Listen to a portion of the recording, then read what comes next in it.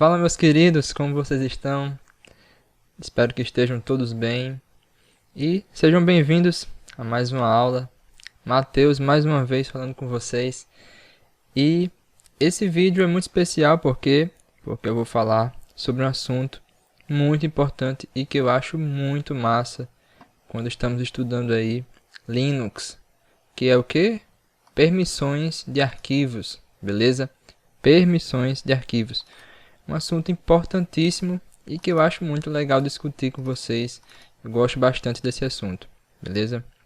E olha só, como eu gosto muito de vocês, eu criei aqui um e-book, material bem legal. Vou deixar disponível para vocês baixarem e estudarem. Quiser compartilhar também com amigos, beleza? E servir aí de um material de consulta para vocês. Tranquilidade? Então essa aula vai ser toda baseada nesse material que eu preparei para vocês, tranquilo? E vamos começar. Primeiro algumas definições, né?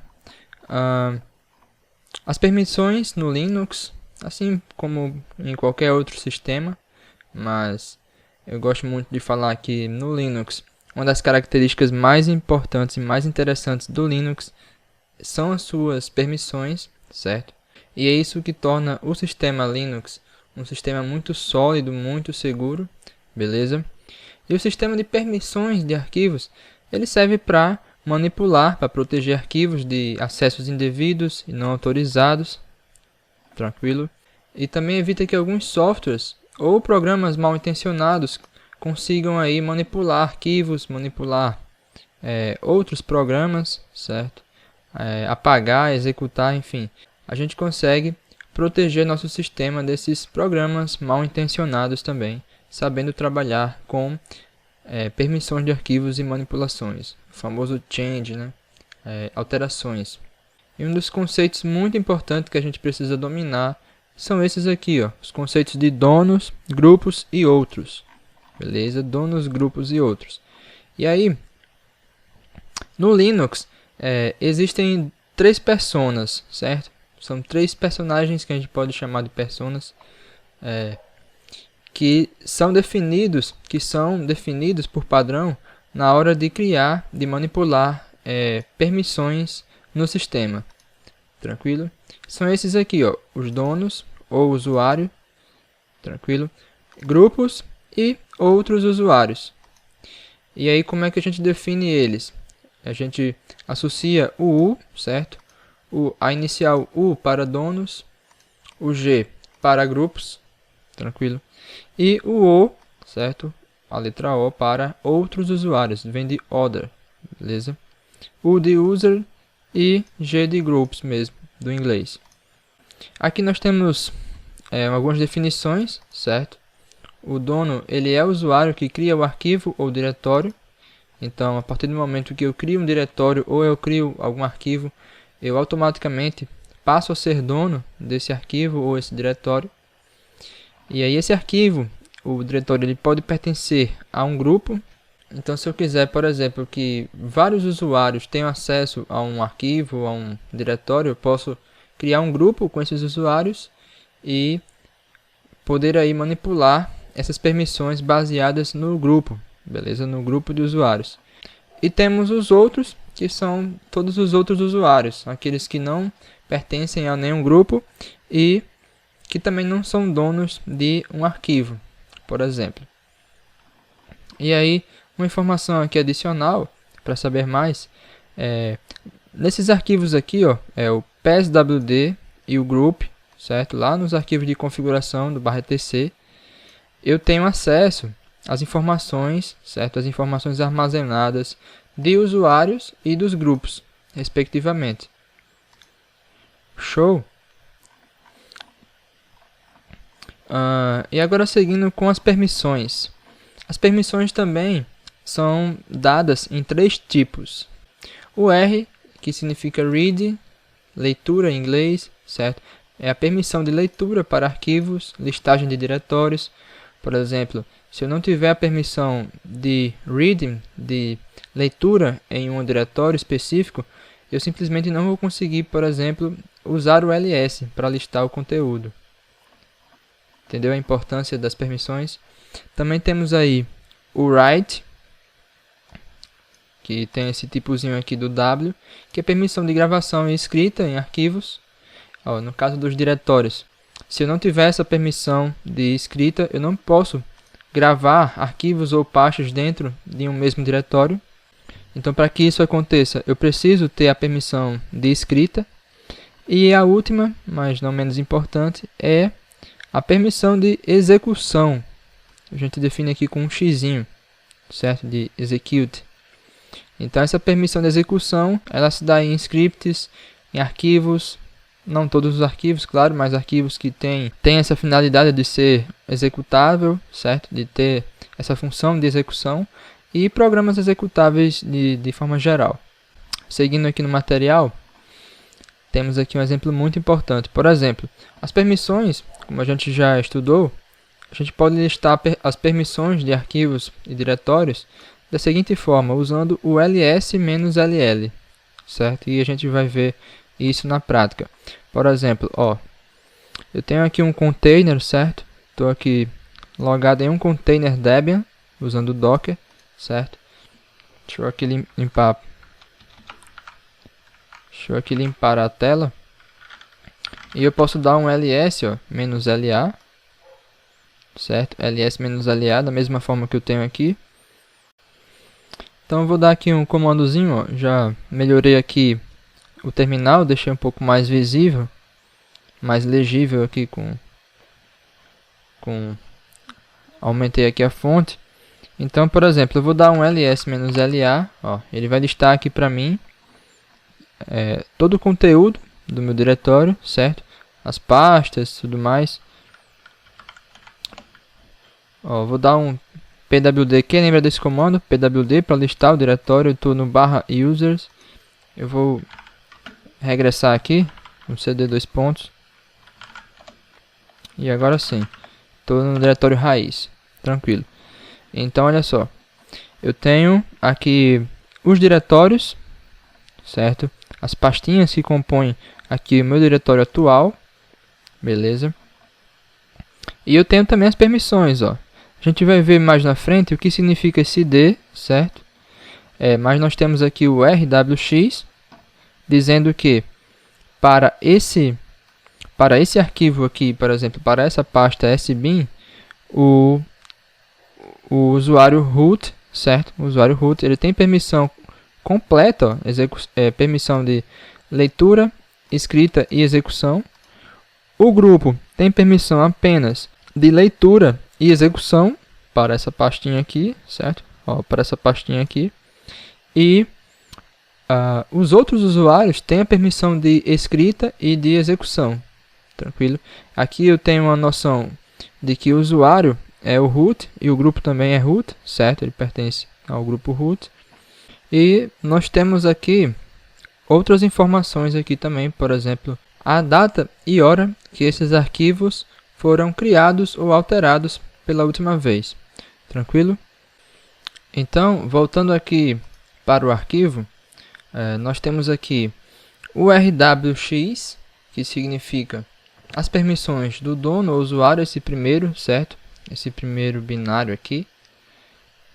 Esse do meio representa as permissões do grupo e esse último representa as permissões dos outros usuários, certo? Então aqui eu tenho, por exemplo, o nome do usuário, nesse caso o usuário Matheus Ferraz, o grupo, nesse caso um exemplo é o admin, e esse último aqui é o nome do arquivo. Eu usei como exemplo o nome script.sh, certo? Imaginando ser um shell script, certo? Um arquivo contendo aí um shell script. Tranquilidade. Descendo aqui um pouco mais no material, ainda falando sobre permissões, eu vou dar aqui uma reforçada, né? Que isso aqui significa o nome do usuário. Então a gente tem que se habituar com a forma que essas informações são entregues para nós, beleza? Impressas no terminal. Então, mais uma vez, eu tenho o nome do usuário, o nome do grupo poderia ser um outro nome qualquer aqui, certo? Ou um outro nome de usuário e o nome de um arquivo ou diretório. Nesse caso, mais uma vez, usei como exemplo o shell script, certo? O script.sh como exemplo. E uma coisa, galera, muito importante são as representações, certo? A gente sabe que o R significa read, né, leitura, o W, escrita, e o X, execução. Mas como eu posso definir essas permissões aplicadas em um comando, por exemplo? E aqui está o pulo do gato, olha só. Isso aqui, galera, essas informações aqui nada mais são do que binários, certo? Do que binários. A gente estudou binário, sabe que 1 e 1, certo? Em binário, esse número aqui em binário, 1, é o mesmo que o número 7 em decimal, certo?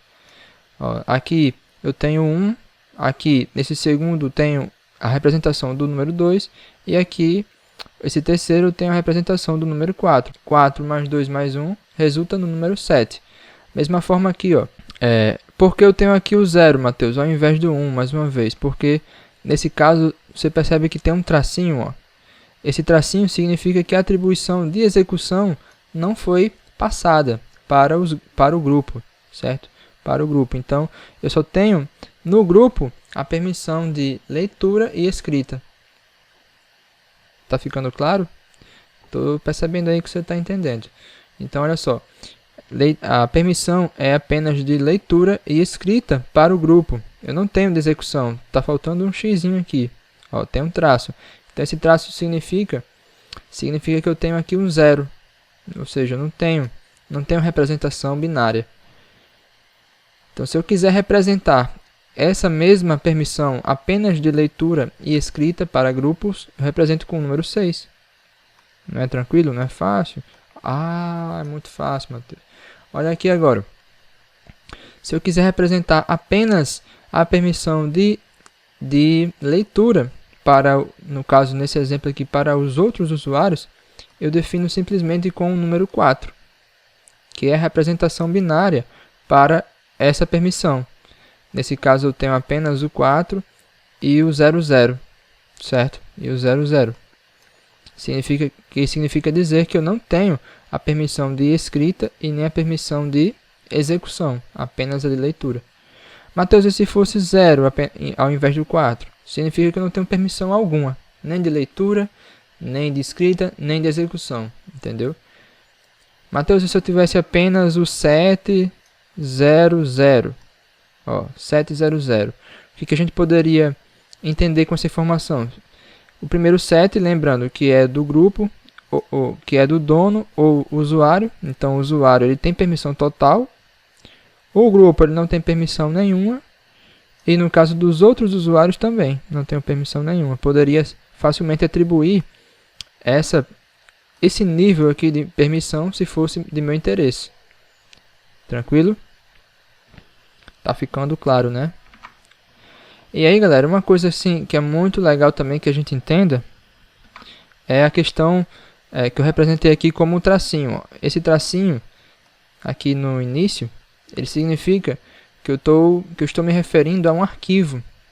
Se fosse um D, certo? Se fosse um D, eu coloquei aqui embaixo, seria um diretório. Se fosse L, seria um link, por exemplo, um link simbólico. E aí, se a gente voltar aqui no terminal, ó, a gente percebe que eu tenho um D aqui na frente. Esse D significa diretório.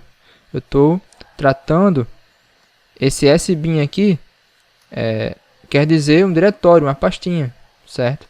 E aí, por exemplo, quem lembra do comando para criar um arquivo? Touch. Vou criar um arquivo aqui, por exemplo, um arquivo com o mesmo nome do exemplo, script-.sh. Ó, criei o arquivo, vou dar um ls-la.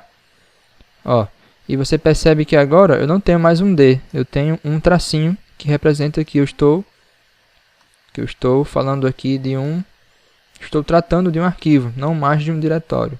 Tudo bem? Então são pequenos detalhes que a gente vai estudando e vai vendo que faz todo sentido.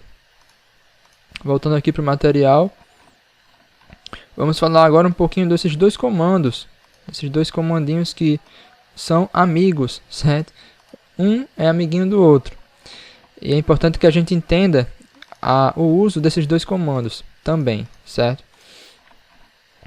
Ó, como é que eu posso fazer a manipulação de permissões usando esses comandos? Então, antes de usar esse comando em um cenário de produção, um cenário real, por exemplo, é importante que a gente pratique bastante em uma máquina local, na sua máquina virtual. Pratique muito e entenda esse comando como um todo, os seus parâmetros, antes de realmente usar esse comando em um cenário real. Então, olha só, o chmod, eu posso usar ele da seguinte maneira. Lembrando que eu tenho que estar com um usuário root, certo? Com permissão do superusuário. Então, eu digito aqui chmod, por exemplo, o número 740, são as permissões para esse arquivo script.sh. E o que vocês acham que vai acontecer se eu aplicar esse comando? Isso aqui, ó. Eu vou dar permissão total, certo? Permissão total para o dono ou para o usuário. Vou dar permissão de leitura, apenas de leitura, para o grupo. E vou tirar todas as permissões, vou atribuir nenhuma permissão para os grupos de outros usuários. Tranquilo? Não é legal? Não é fácil? E tem até uma brincadeira que diz que não pense bastante antes de atribuir o chmod 777, porque você vai estar dando permissão total a grupos, todos os usuários e dono, entendeu? Você vai dar permissão total a todo mundo.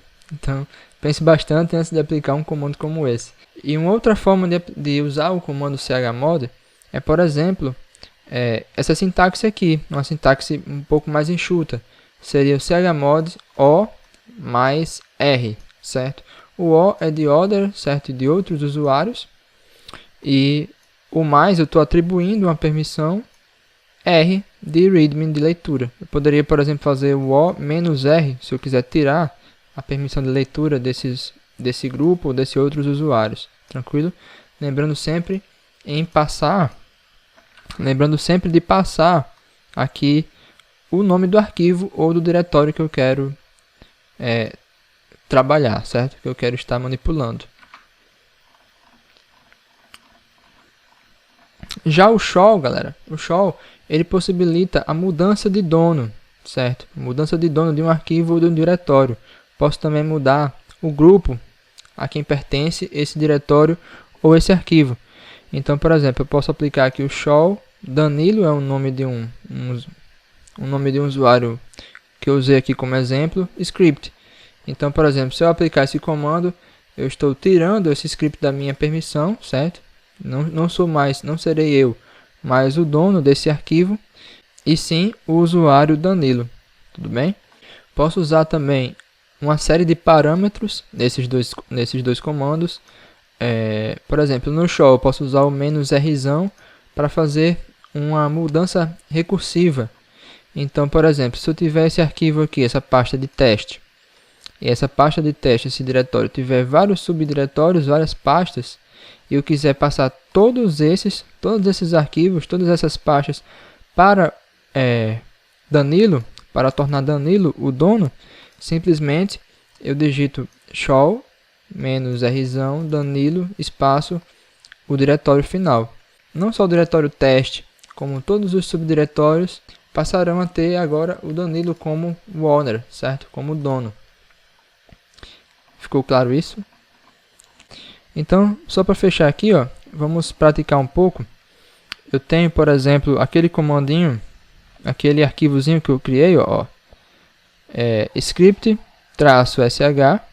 e eu observo aqui, ó, que ele tem permissão apenas de leitura e escrita para o usuário, tem apenas leitura para o grupo e apenas leitura para outros usuários. O que eu vou fazer aqui agora? Eu vou aplicar aqui o comando chmod espaço 740 no comando script sh, certo? Ó, vou dar um enter E agora eu vou listar esse diretório. E a gente observa agora que eu tenho permissão total para o meu usuário, certo? Permissão apenas de leitura para o grupo e nenhuma permissão para outros usuários. Beleza? É lindo, não é? É muito massa isso aqui. Show! Agora eu vou fazer usando aquela outra sintaxe. Vou aplicar aqui o chmod O de outros usuários mais R de leitura. Para quem? Para script.sh. Vamos ver o que vai acontecer. Ó, dei um enter, ls-la, e eu tenho agora permissão total. Continuo tendo a permissão total para o usuário, certo? Para o dono. Continuo tendo permissão de leitura para o grupo. E agora também tenho a permissão de leitura para outros usuários. Tranquilidade. Show de bola. E para fechar a nossa aula, eu vou aplicar aqui o show. Certo? Vou aplicar aqui o show e vou mudar esse dono para Matheus Ferraz. Foi um usuário que eu já havia criado antes. E aplicar aqui, informar o arquivo, certo? Script.sh. Vamos ver o que vai acontecer. Ó, teclei Enter, ls-la. E agora você observa, deixa eu esticar um pouquinho mais aqui. Ó, você observa que o dono não é mais o root, o dono passou a ser Matheus Ferraz. O grupo continuou o mesmo, mas agora eu tenho Matheus Ferraz, certo? Esse usuário como dono do arquivo. Tranquilidade. Show de bola. Então é isso, galera. Outra coisa, uma curiosidade. Para eu criar novos usuários usando a linha de comando aqui, posso usar o add user, certo? add user, por exemplo, Danilo. E aí se eu teclar o Enter, ele vai pedir uma senha e vai pedir outras informações. Eu simplesmente vou adicionar essas informações e no final do processo eu vou ter o usuário Danilo criado na minha máquina, certo? Essa foi a aula de hoje. Espero que vocês entendam. Pegue esse material, pratique. Se quiser compartilhar com seus amigos também, fique à vontade. E vamos praticar. Beleza? Vamos estudar, vamos praticar. Eu vou ficando por aqui e a gente se vê numa próxima aula. Valeu!